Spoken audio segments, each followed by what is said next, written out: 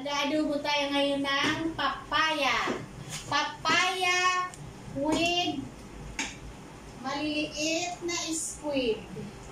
Ha? Maliliit na pusit. Ayan guys. Adobong papaya na may pusit na maliliit. Ayan. Maya ulit.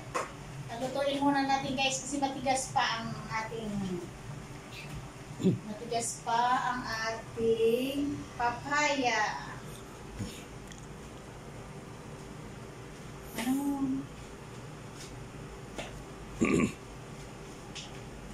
Adobo natin siya sa gata.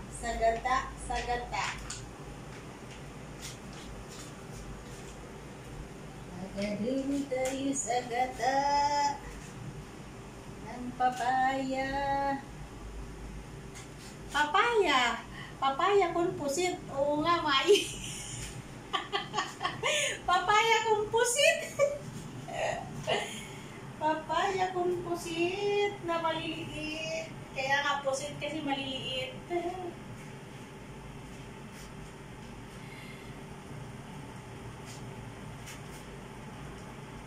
Kasi meron pa akong chicken batch.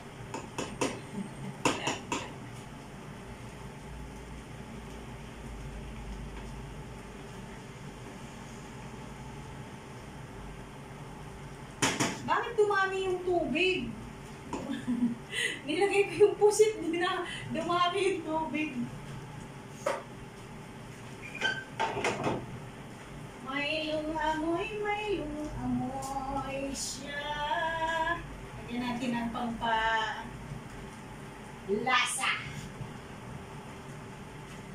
Lagyan natin siya ng pampalasa.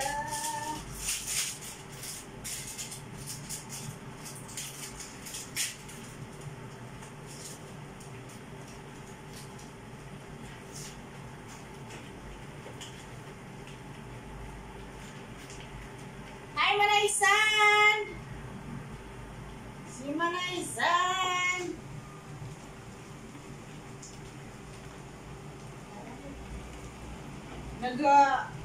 Manhid talaga ang kamay ko. Ito po,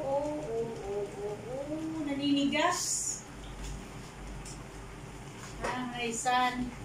Adobong papaya, Manaysan ang niluluto ko.